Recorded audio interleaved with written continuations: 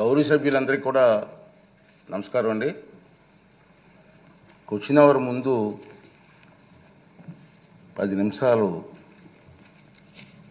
మాట్లాడాలనుకుంటున్నాను మీ అందరి అనుమతితో.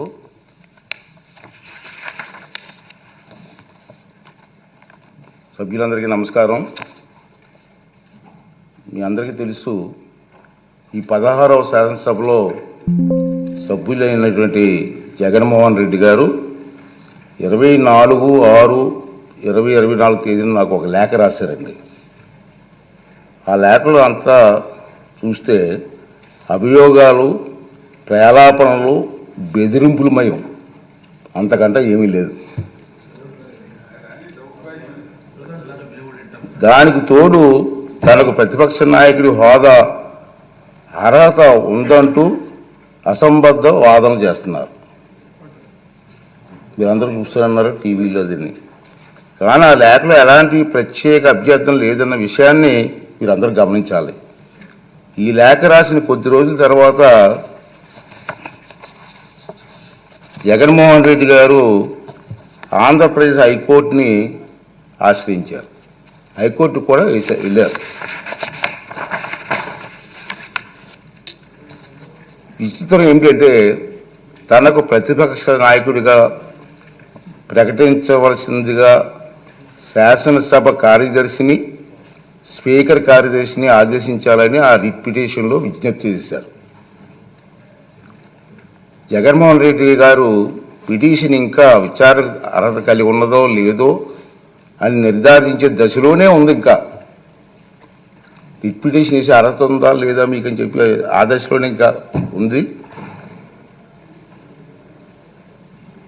ఈ పిటిషన్లో వైఎస్ జగన్మోహన్ రెడ్డి గారు స్పీకర్ను, శాసన వ్యవహారాల మంత్రిని ప్రతివాదులుగా చేర్చినప్పటికీ ఆ ఇద్దరిని మినహాయించాలని గౌరవ అడ్వకేట్ జనరల్ గారు చేసిన సూచనతో గౌరవ న్యాయస్థానం ఏకీభవించింది.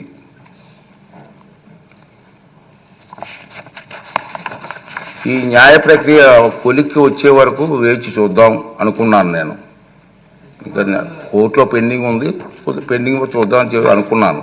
కానీ ఇటీవల కాలంలో ఈ అంశంపై జగన్మోహన్ రెడ్డి గారు ఇంకా వారి పార్టీ నాయకులు చేస్తున్నటువంటి పలు వ్యాఖ్యలు నా దృష్టికి వచ్చే మీరు కూడా టీవీలో చూస్తూనే ఉన్నారు. గౌరవ హైకోర్టు స్పీకర్కు సమన్లు జారీ చేసిందని, ఉత్తర్వులు జారీ చేయాలని స్పీకర్ను ఆదేశించిందని జగన్మోహన్ రెడ్డి చేస్తున్న వార్తలు వచ్చాయి. నిజానికి ఈనాటి వరకు హైకోర్టు జగన్మోహన్ రెడ్డి చేసినటువంటి పిటిషన్ విచారణ అర్హత ఉందో లేదో నిర్ధారణే ఇంకా జరగలేదు.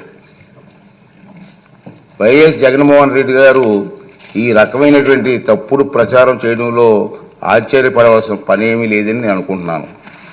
ఇంకేంటంటే 24/6/2024 తేదీ లేఖలో రాసినటువంటి నిరాధార ఆరోపణల్లో ఆధారంగానే ఈ తప్పుడు ప్రచారం సాగించారు. కాకపోతే ఆ దఫా ఆయన కల్పిత వాదనలను, ఆకాంక్షలను గౌరవ న్యాయస్థానానికి ఆపాదించడానికి సైతం వెనకాడలేదు. దురదృష్టవశాత్తు ఇదే ఆయన సహజ శైలి, మనందరికీ తెలుసు. జగన్మోహన్ రెడ్డి గౌరవ న్యాయస్థానానికి ఆపాదిస్తూ ప్రచారం చేస్తున్న అవాకులు చవాకులు, అసత్యాలు గందరగోళానికి దారి తీస్తున్నాయి. కనుక ఈ రూలింగ్ ద్వారా తప్పుడు ప్రచారానికి తెరదించాలని చెప్పి నేను నిర్ణయించుకున్నాను. అదండి నేను చెప్తాను. ఇది నేను నా రూలింగ్ సార్. ఇది ఈ రూలింగ్లు అన్నీ వస్తాయి. వినండి, లాస్ట్ వరకు ఉంటే. ప్రమాణ స్వీకార కార్యక్రమం చిరకాల సాంప్రదాయాలను అనుసరించే నిర్వహించారు. జగన్మోహన్ రెడ్డిని మాజీ ముఖ్యమంత్రి హోదాలో ప్రస్తుత మంత్రుల తర్వాత శాసనసభ్యునిగా ప్రమాణం చేయడానికి ఆహ్వానించారు. గతంలో 11/1/1995 నాడు అప్పుడు ఆంధ్రప్రదేశ్ శాసనసభ కూడా అప్పటి మాజీ ముఖ్యమంత్రిని మంత్రుల తర్వాతే ప్రమాణం చేయడానికి ఆహ్వానించిన సంగతి మీకు గుర్తు చేస్తున్నాను. అదేవిధంగా ఆంధ్రప్రదేశ్ 16వ శాసనసభ సభ్యుల ప్రమాణ స్వీకార కార్యక్రమంలో 21/6/2024 జరిగింది. కానీ స్పీకర్ ఎన్నిక మరణాడు అంటే 22/6/2024 నాడు జరిగింది. ప్రతిపక్ష నాయకుడిగా గుర్తింపు ఇవ్వగలిగితే అధికారం కేవలం స్పీకర్కి మాత్రమే ఉంటుంది. అందుకే సభ్యుల ప్రమాణ స్వీకార కార్యక్రమం జగన్మోహన్ రెడ్డికి ప్రతిపక్ష హోదా నిరాకరించడానికి సూచించిన అన్న వాదన సరికాదు. నిజానికి జగన్మోహన్ రెడ్డి వైఎస్ఆర్సీ శాసనసభాపక్ష నాయకుడిగా ఎన్నికైనట్టు 26/6/2024 వరకు మా సచివాలయానికి తెలపలేదు. నెంబర్ 1. అలాంటప్పుడు జూన్ 26 కంటే ముందు, అందున స్పీకర్ ఎన్నిక జరగక ముందు ప్రతిపక్ష నాయకుడి హోదా గురించి నిర్ణయం తీసుకోవడం సాధ్యమా? ఇది ఒకటి గమనించవలసిన అవసరం ఉంది.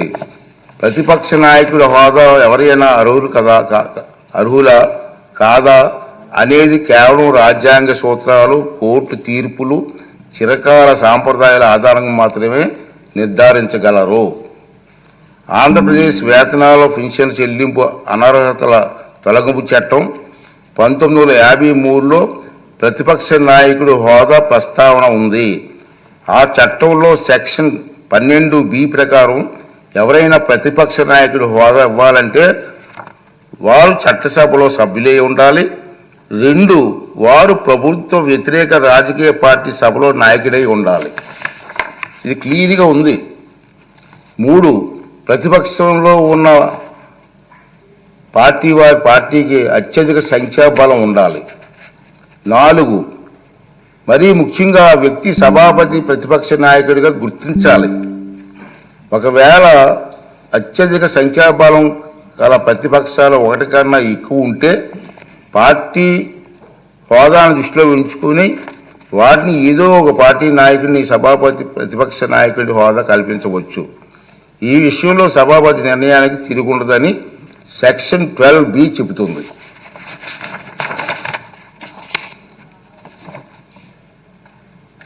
అదే సభ సమావేశంలో కావడానికి అవసరమైన క్వారం కనీసం సమానంగా ఉంటే సభలో మొత్తం సభ్యుల్లో 10 ఒక వంతు సంఖ్యాబలం తప్పక కలిగి ఉండాలి.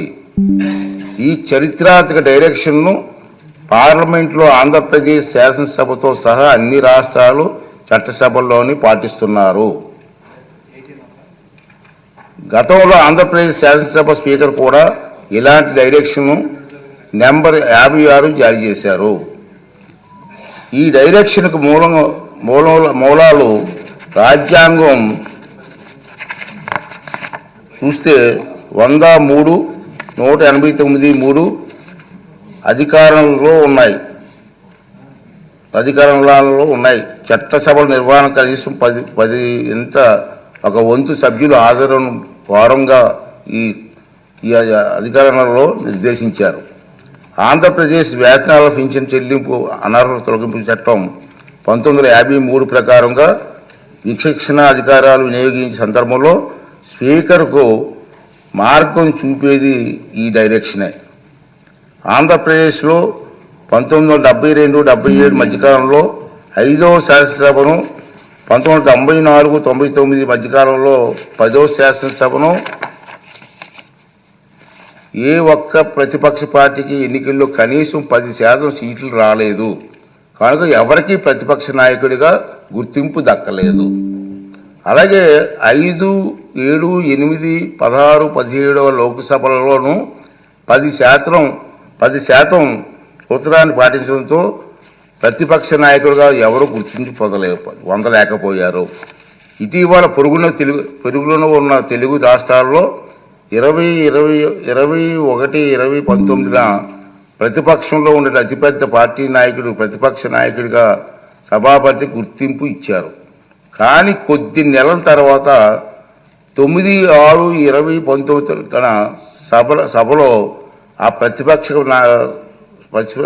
ప్రతిపక్షానికి సంఖ్యాబలం 10% కంటే తగ్గిందన్న నిర్ధారణకు రాగానే సభాపతి ప్రతిపక్ష నాయకుని ఇచ్చిన గుర్తింపును ఉపసంహరించుకున్నారు. అలాగే 8వ లోక్సభలో తెలుగుదేశం పార్టీకి 10% సంఖ్యాబలం లేకపోయినా ఉపేంద్ర గారిని ప్రతిపక్ష నాయకుడిగా గుర్తింపు లభించిందన్న మాట కూడా అవాస్తవం. మనం మాట్లాడుతున్నాం టీవీలో ఉపేంద్ర గారికి ఇచ్చారు కదా మీరని, అది వాస్తవం కాదు. నేను రికార్డ్ అంతా వెరిఫై చేయించాను, అది వాస్తవం కాదు. ఉపేంద్ర గారు ఆనాటి సభాపతి టీడీపీ గ్రూపు నాయకుడికి మాత్రమే నిర్ణయించారు. దాన్ని ఇతను ఇష్టం వచ్చినట్టుగా అవాస్తవాలు మాట్లాడే పరిస్థితికి వచ్చింది. ఈ వాస్తవాలను సాంప్రదాయాలను దృష్టిలో ఉంచుకుంటే 175 మంది సభ్యులున్న నేటి ఆంధ్రప్రదేశ్ శాసనసభ అతిపెద్ద ప్రతిపక్ష పార్టీకి కనీసం 18 మంది సభ్యులుంటే తప్ప ప్రతిపక్ష నాయకుడి హోదా రాదని అందరికీ అర్థమవుతుంది. ఈ నిబంధనలు సాంప్రదాయాలు ఉదాహరణలో జగన్మోహన్ రెడ్డికి తెలియదని చాలామంది అనుకుంటున్నారు, కానీ తప్పు. తెలుసు.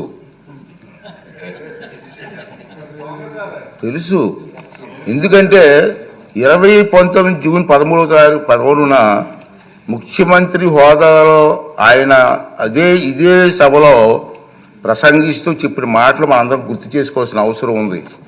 చంద్రబాబు నాయుడు గారికి 23 మంది శాసనసభ్యులు ఉన్నారు, ఒక 5 కానీ రాజేస్తే ఆయనకు 18 మంది కూడా ఉండరేమో, ఈ హోదా 17 మంది ఉంటారు, అప్పుడు ఆయన ప్రతిపక్ష నాయకుడు స్టేటస్ కూడా ఉండదని చెప్పి ఇదే జగన్మోహన్ రెడ్డి గారు ఈ హౌస్లో మాట్లాడిన సంగతి మీ అందరికీ తెలుసు. మరి తెలియదు,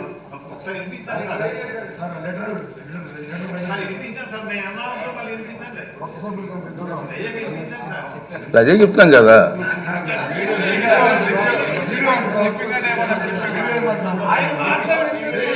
ఆయన మాటలు వినిపించాలా? అయితే మరి రికార్డు చేయాలి, మరి వినిపిద్దాం.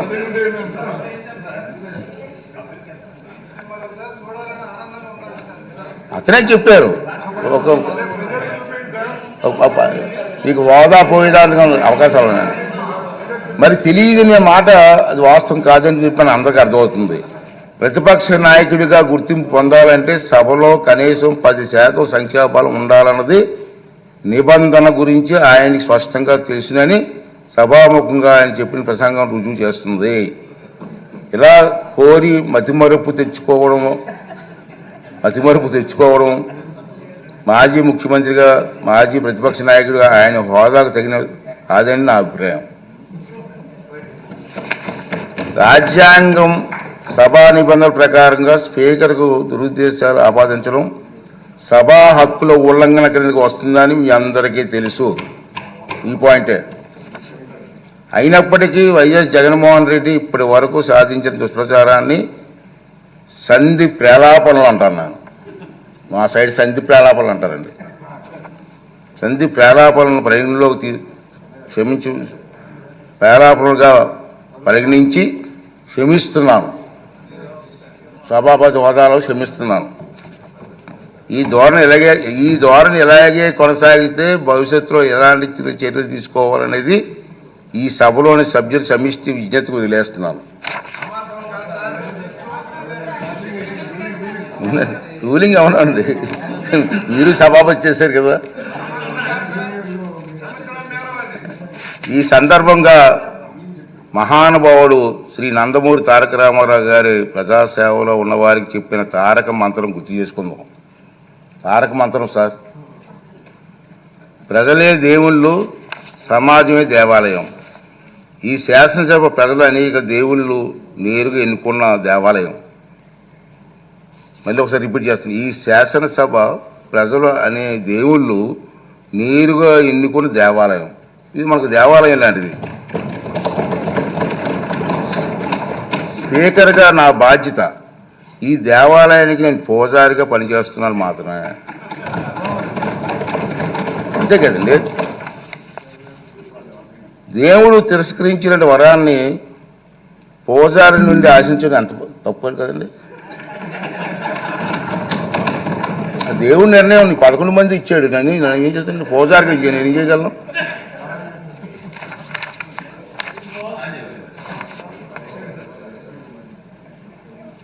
ఈ నియోజకవర్గాల్లో ప్రజలు ఈ సందర్భంగా వాళ్ళ సభ్యులు కూడా రావట్లేదు, మీరు చూస్తూనే ఉన్నారు. ఈ సందర్భంగా సభకు దూరంగా ఉంటున్న సభ్యులకి నా విజ్ఞప్తి ఏంటంటే, మీ నియోజకవర్గాల్లో ప్రజలు మీకు ఇచ్చిన గౌరవాన్ని, బాధ్యతను గుర్తు చేసుకోండి. మీకు సభకు దూరంగా ఉంటే మీ నియోజకవర్గాల సమస్యలు సభలో ఎవరు ప్రస్తావిస్తారు? వాటికి పరిష్కారాలు ఎలా సాధిస్తారు? ఈ బాధ్యతను గుర్తించి మిమ్మల్ని నమ్ముకున్న మీ ప్రజల గొంతు వినిపించడానికి సభకు హాజరు కావాలని, రాజ్యాంగం మీకు అప్పగించిన బాధ్యతను సమర్థవంతంగా నిర్వహించాలని విజ్ఞప్తి చేస్తున్నాను. నమస్కారం. ఈ రూలింగ్ తాలూకు ఇంగ్లీష్ కాపీని కూడా సభ రికార్డులో భాగంగా ఉంటుందని చెప్పి సందర్భంగా మనం చేస్తూ మీ అందరి దగ్గర సెలవు తీసుకున్నానండి. ఈ రూలింగ్ ఇవ్వాలనే ఉద్దేశంతో దీన్ని తెర వేయాలి, ఎక్కడో తెర వేయకపోతే పబ్లిక్ అందరికి తెలియాలా, అందుకే సామాన్యులకు అర్థమైన విధంగా చెప్పాలనే ఉద్దేశంతో నేను ఈ టైం తీసుకోవడం జరిగిందని చెప్పి మనం చేస్తూ